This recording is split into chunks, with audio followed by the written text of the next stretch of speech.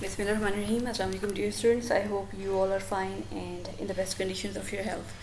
So for the course of organic synthesis, today we shall discuss the introduction to phase transfer catalyst. The key concepts which we will discuss in this lecture will be catalysis. What do we mean by phase transfer catalysis? The mechanism for this reaction and requirements for phase transfer catalyst. Okay, now firstly, what is a catalysis? You know that catalysis is a process in which we use a catalyst that speeds up a reaction, right? And the important thing for a catalysis reaction is that the catalyst should speed up a reaction and should be recovered by the end of reaction, right? So these are two important things. So some people say that a catalyst should not take part in a chemical reaction, but that's not true. So catalyst may take part in a chemical reaction or it may not take part in chemical reaction. That's not compulsory condition. The important thing for a catalyst is that a catalyst should speed up a chemical reaction and it should be recovered unchanged by the end of reaction, right? So catalysis is broadly categorized in two groups, right? So catalysis may be homogeneous or it may be heterogeneous, right? Or it may be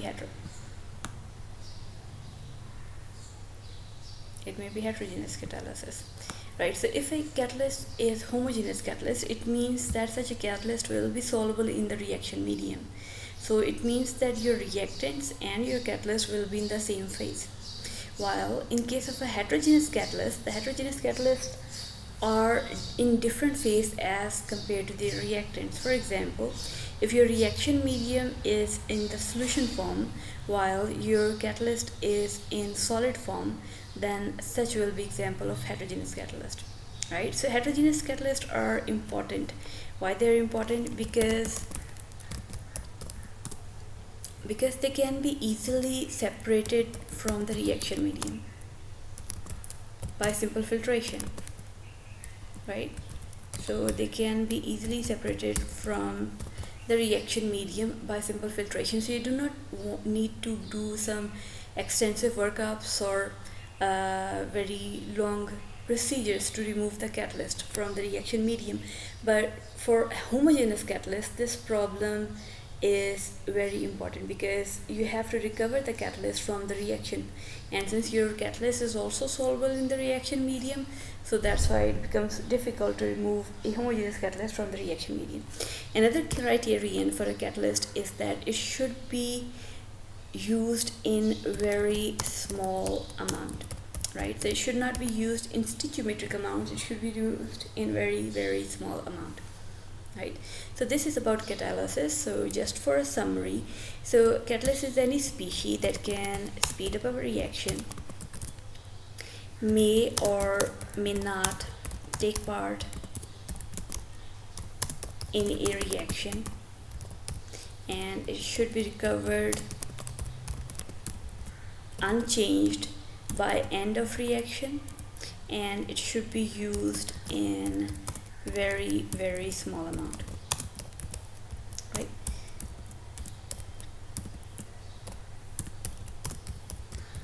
So if any species that can fulfill these conditions, then it can be considered as a catalyst, right? So now we have phase transfer catalyst. Phase transfer catalysis is a special type of heterogeneous catalyst, right? So the phase transfer catalysis belongs to the category of heterogeneous catalyst. So let's consider if we can go in more detail for this phase transfer catalyst. So now consider that we have a reaction that is involving an organic reagent as well as an inorganic reagent, right? So you know that organic reagents are soluble in organic solvents, while the inorganic reagents are soluble in aqueous solvents, means they are soluble in water. Now organic solvents and aqueous solvents, they are insoluble into each other. So how can we make this reaction to happen, right? So in order for a reaction to occur, it is compulsory that both of the reagents should be in same phase. But here the problem is that one of the nucleophile, that's Y negative, so this nucleophile is in aqueous phase, and while our substrate, which is an alkyl halide, suppose this is in organic phase. So in order for this nucleophile to attack on this electrophilic carbon, so this nucleophile and this electrophilic counterpart should be in the same phase. But the problem is that this alkyl halide is in aqueous phase, while this nucleophile is, the alkyl halide is in organic phase and this nucleophile is in aqueous phase. So when we mix this aqueous phase and organic phase together, we get two separate layers. Here you can see. So suppose this is organic layer and the layer in the dark blue segment, and this is aqueous layer. So you can see that both of these layers are separated. So it means the nucleophile remains in aqueous phase and the alkyl halide remains in organic phase. There is no interaction. So since there is no interaction, the nucleophile cannot approach this alkyl halide, so reaction will not occur. Right? So there's very crucial difficulty in bringing the water soluble nucleophile and the organic soluble alkyl halide together. Right?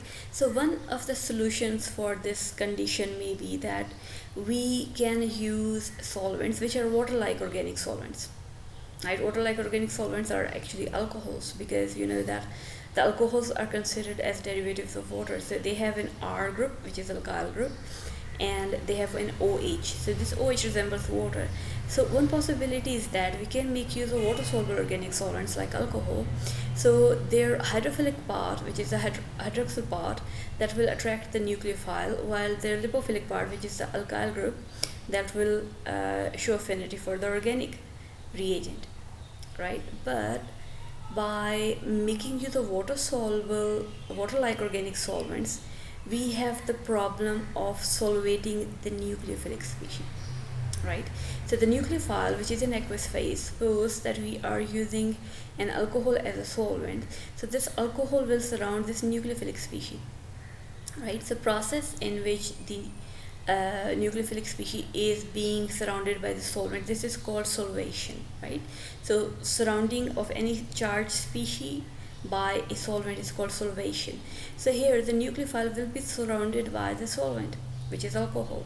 So as a result, this nucleophile will not be available to attack on the alkyl halide. Right? Why? Because the nucleophile has become trapped in the solvent cage and cannot react. So as a result, the solvation decreases the rate of reaction, which is not desired. So this, although possible solution that we can make use of water-like organic solvents, although that's an attractive option, but it has the disadvantage of this solvation process, because the organic solvent will surround your nucleophile and nucleophile will not be able to react with alkyl halide. So now we have another option to overcome this problem, and this option is phase transfer catalyst. So phase transfer catalyst, or the phase transfer catalysis, it is abbreviated as PTC. Right? So in order to resolve this issue of bringing the reagents of differing solubility in a single phase, we make use of phase transfer catalysis. Right? So in phase transfer catalyst, what we do that each reactant is dissolved in appropriate solvent. What does that mean? It means that we will dissolve the organic reagent in organic solvent and we will dissolve the inorganic species in water. Right? So both the reagents are dissolved separately in their appropriate solvent. Right? And the condition is that these two solvents must be immiscible with each other. So they should not be soluble in one to another. Right? And after that, we have mixed these two solvents which are immiscible, so we'll get some separate layer like that. Right? So you can see we are getting separate layer for organic solvent, and here we have aqueous layer. So at this point, when we have got two separate layers, what we do, we add the phase transfer catalyst, and this phase transfer catalyst will help in transfer of one reagent to another phase. So here you can see that we have added phase transfer catalyst, and you can see that the color has shifted in this layer. Right? So this layer has almost got transparent, and here the layers has shifted. What does that mean? It means that the reagents have been shifted in a single phase. Right? So this is phase transfer. Phase mean a phase that is suppose this is one phase and this is another phase, and this catalyst is actually carrying out the phase transfer. It is transferring one phase to another phase, so it's converting, it's migrating, or it's helping migrating the reagent from one phase to another phase, right? So the phase transfer catalyst is basically a heterogeneous catalyst. And what is the use of this phase transfer catalyst? It is helpful in transferring a reagent from one solvent to another when the reagent is not soluble in other solvent, right? So this phase transfer catalyst is just like a detergent, right? So like detergent can have association in water as well as organic solvent. Therefore, just like a detergent, the phase transfer catalyst can also have affinity for aqueous phase as well as for organic phase, right?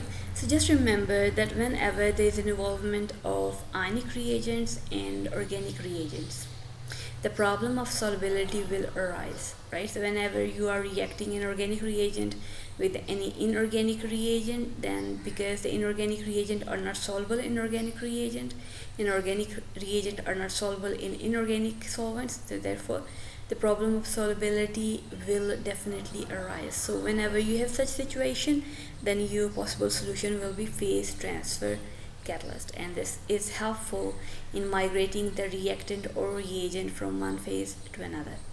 It has been found that without catalyst or without phase transfer catalyst, such reactions are very slow and insufficient, and oftentimes such reactions do not occur at all, right? So here you might wonder that we have written reagent and reactant. So what's the difference between a reactant and between a reagent, right? So reagent is normally a species which is of inorganic nature, and reactant is normally a species which is of organic reagent, right? So whenever your reactant is an inorganic reagent, we prefer to use the word of reagent, and whenever your reactant is something which is organic, then we prefer to use the word of reactant instead of reagent, right? So we can have in our inorganic reagent and organic reactant. So this is the difference in terminologies. You should know about it, right? So the phase transfer catalyst brings the substrate which is soluble in organic layers such as an alkyl halide, and an anion such as cyanide which prefers to be in aqueous phase, right? The substrate and the anion are brought together by this phase transfer catalyst, and this phase transfer catalyst transports the anion into organic phase where it can react, right? So here it is important for you to know that the phase transfer catalyst is actually converting or bringing this anion into organic phase, right? It's not bringing this alkyl halide to water, it is bringing this anion into organic phase, right? So here again you might wonder that what is the difference between a substrate and anion. So anion, you know what is anion, but substrate, what is substrate? So substrate is a reactant of higher molecular weight, right? So in case if you have two reactants, then one will be reactant and other will be substrate, or one will be reagent, other will be substrate, right? So a substrate is a species on which reaction occurs. So it is compulsory that a substrate should have higher molecular weight or should have larger size. So whenever you have two reactants and you want to decide which of these is substrate, which of these is reactant or reagent, then the substrate will be the molecule of larger size. And the difference between reagent and reactant is the difference in their organic and inorganic nature. So whenever something is inorganic, it will be considered as a reagent, and whenever something is organic, it will be considered as a reactant, right? So by means of using the phase transfer catalyst, enhanced reactivity between the ionic species leads to increased rate of desired reaction, right? So what does that mean? So when we'll consider the mechanism of this reaction, you can understand it better. But the phase transfer catalyst is actually transferring this ionic species into the organic solvent. And how it is doing so? It is doing so by increasing the reactivity of this ionic species, right? So since the activity of this ionic species is increased by the phase transfer catalyst, so this is not only transferring this species, this reaction is also increasing the rate of reaction. Right, you can see that phase transfer catalyst is fulfilling the definition of increasing the rate of reaction, right? So it's performing the dual purpose. Number one, it is activating this ionic species, right? It is increasing the reactivity of this ionic species, and it is also increasing the rate of the desired reaction, right? So the phase transfer catalyst is not a catalytic cycle in true sense, but since the process is still referred to as catalysis, so therefore we still use the word of phase transfer catalyst, right? So why this is still being used as a catalyst, that's still the term of catalysis used for this reaction, is that number one, the terminology has been well established and stays, means that since the terminology has been used for since a long times, and people prefer not to change this terminology, right? So people have become used to this terminology, so they do not want to change this terminology now. Secondly, the phase transfer catalyst is used in only catalytic amount. It is very small amount of catalyst that is required, so that's why it is fulfilling this condition of the catalysis. Therefore it is still called the catalyst. So these are the two reasons why this PTC is still considered as a catalyst, although it is not a catalyst in a true sense. Right, now we have the mechanism of phase transfer catalyst, right? So normally the phase transfer catalysts are having a species that is positively charged and a negatively charged, right? So we can have any phase transfer catalyst that has a cationic part as well as anionic part, right? So normally majority of the phase transfer catalysts that are used, which are quaternary ammonium halide, right? So the halide is negative part and quaternary ammonium is the positive part. Here you can see this is onium, so whenever you see the word of onium or em, so that means it is a positively charged species, right? So here we have the quaternary ammonium part, which is positively charged part, and this is halide, which is negatively part, right? So whenever there is a phase transfer catalyst, it must have a positive part as well as a negative part. So this quaternary ammonium salt or this phase transfer catalyst is dissolved in an aqueous phase, right? So in aqueous phase we have also the anion present, which will act as the nucleophile for a reaction. So this phase transfer catalyst will undergo anion exchange with the anion of the reactant in the aqueous phase, right? So here suppose that our anion is Y, right? So here this X will be substituted by this Y negative, right? So firstly, in the first step, this quaternary ammonium salt will undergo the ion exchange with the anion which is present in the aqueous medium, right? So the ion pairs formed can cross the liquid-liquid interface. So it's the liquid-liquid interface.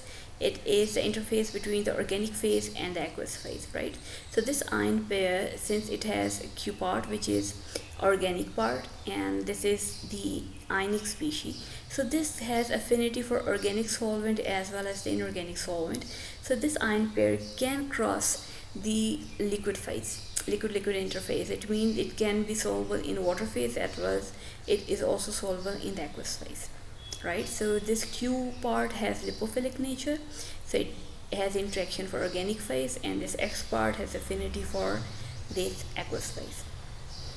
Now this ion pair has been transferred in the organic phase, right? So the anion of the ion pair, which has become a very strong nucleophile, it undergoes nucleophilic substitution reaction with your organic reagent to form the desired product, right? So the catalyst subsequently returns to the aqueous phase and the cycle continues, right? So this is the general mechanism. So in the first step, we will add this PTC into the water, which is also having the anion, which will be acting as a nucleophile, right? So this anion will undergo ion exchange with this PTC. So the exchanged ion will cross the liquid-liquid interface and will enter into the organic phase. So once in the organic phase, this anion will attack as a nucleophile on the organic reagent and will convert it into the desired product. And the catalyst which will be recovered will continue another cycle. So here this is general description, right? suppose that here we have this catalyst, right? This is our phase transfer catalyst, this Q positive and X negative. So this Q positive is the cationic part, which is organic nature, and this X is normally a halide, right? So you can see that initially this is in aqueous phase, this is organic phase, which is having our reactant. This is alkyl halide, right? This is our reactant, and this is the interface. The interface is the barrier between aqueous and organic phase, right? So this is separation between aqueous phase and organic phase, right? So in the first step, what happens that this PTC will undergo anion exchange with our nucleophile, right? So after ion exchange, you can see that this phase transfer catalyst has undergone ion exchange with this Y negative. Now this ion exchanged PTC is being transferred into organic phase because it has affinity for aqueous phase as well as organic phase. So this PTC is carrying this nucleophile into organic phase. So once in organic phase, this nucleophile will attack on this alkyl halide to form our desired product, and this is recovered again, right? So this is recovered again, so we have our PTC which has been recovered, and it can continue another cycle for this phase transfer catalyst, right? So it's important that this PTC should have the organic part that has strong affinity for the organic phase, and this X negative should have affinity for the inorganic phase, right? So just remember that PTC is not carrying this organic reagent into aqueous phase. It is just converting, it's just migrating or helping to migrate the nucleophile from aqueous phase to organic phase. Now we have the advantages of PTC, right? So advantages of PTC are several, right? So over single phase reaction. So these include, number one, that we do not need for expensive anhydrous or aprotic solvent, right? So normally whenever you are using a reaction in organic phase, then we have to make sure that the organic solvent is dry. It should be anhydrous, because if the organic solvent is not anhydrous, then reactions do not work well. So we have to make expensive procedures, or we have to make use of expensive anhydrous and aprotic solvent. But when we are using the PTC, the phase transfer catalyst, then there is no need for expensive anhydrous or aprotic solvent. Secondly, the PTC reactions, they occur at low temperature conditions. Right? So you do not need to raise the temperature in order to activate the reaction. So these reactions work at low temperature. Most of the time the workup is very easy because they are heterogeneous catalysts, so you can remove the phase transfer catalyst by simple methodologies. Also, that in conventional single phase reactions, we have to make use of bases like alkoxide, sodium hydride, sodamide, or metallic sodium, because they can be dissolved in organic phase. But when we are using the phase transfer catalyst, we don't need to make use of these expensive reagents. Instead, we can make use of simple aqueous alkali hydroxide. So instead of using expensive sodium hydride or sodamide, which have the problem of reaction with water because they catch fire when they react with water, but when you are using the phase transfer catalyst, instead of using these expensive reagents, which are also very difficult to handle, so instead of making use of these expensive reagents, we can make use of aqueous sodium hydroxide or aqueous potassium hydroxide as well, right?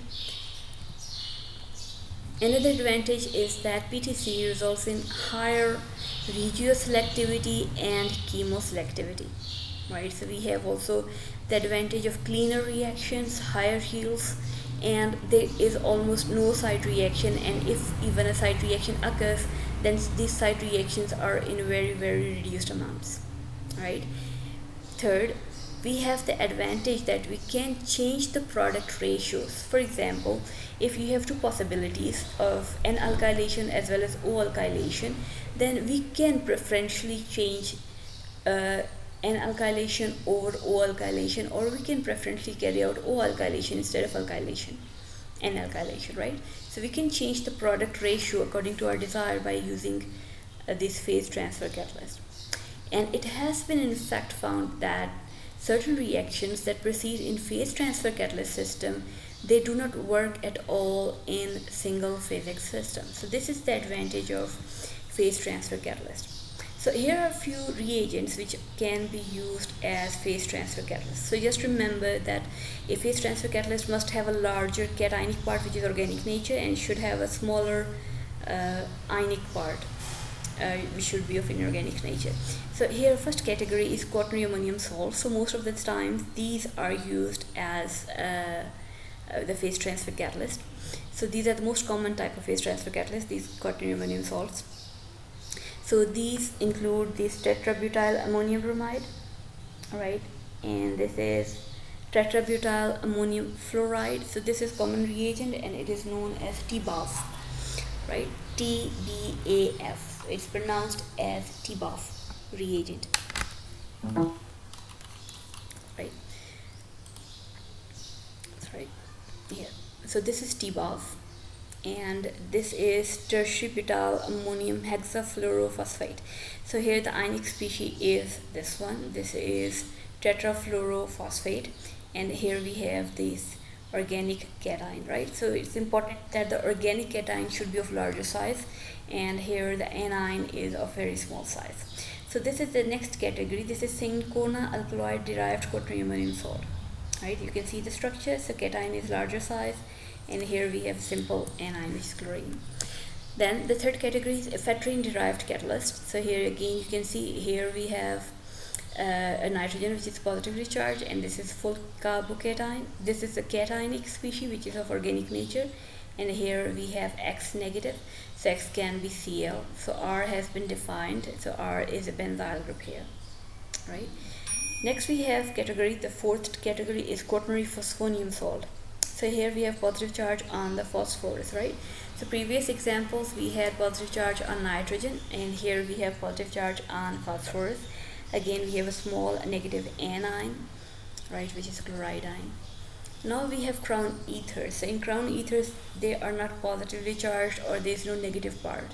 So important thing is that here the oxygen will play the part.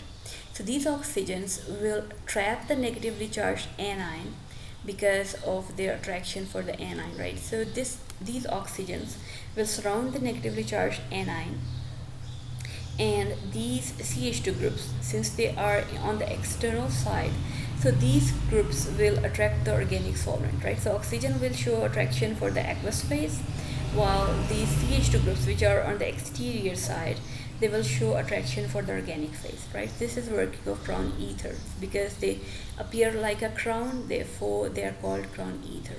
And the next category is polyethylene glycol, shortly abbreviated as PEG. So these are also acting as phase transfer catalysts.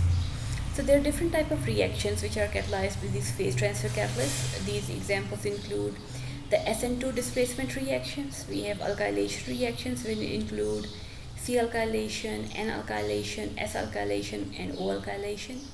Then we have elimination reactions. We have oxidation reaction, reduction reactions, polymerization reactions, and deuterium reactions. So all of these reactions, they have been successfully carried out by different phase transfer catalysts. Now, what is the basic requirement for a phase transfer catalyst? The first condition is that this phase transfer catalyst must be able to transfer one reagent from its normal phase into the second phase. So normally this reagent is your ionic species. The normal phase is aqueous phase, and the second phase is the organic phase, right? So phase transfer catalyst must be able to transfer the anion from aqueous phase to the organic phase, right? And secondly, the ionic species which has been transferred should be in a highly active form, right? So when the phase transfer catalyst binds to this ionic species, the phase transfer catalyst should be able to activate this ionic species.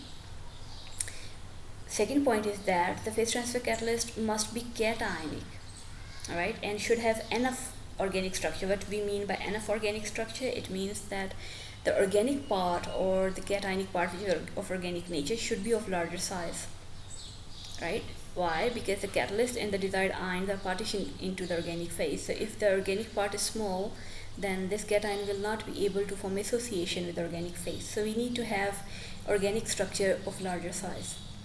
right? Third point is that the cation anionic association of the phase transfer catalyst must be loose, means that there should be a weaker attraction of the cation and the anion in order to allow higher ionic reactivity. So in addition to the basic requirements, we have some other additional requirements. Number one, the phase transfer catalyst should be stable under the reaction conditions. Second, the phase transfer catalyst should be easily prepared, or it should be easily available, right? The cost is a very important thing.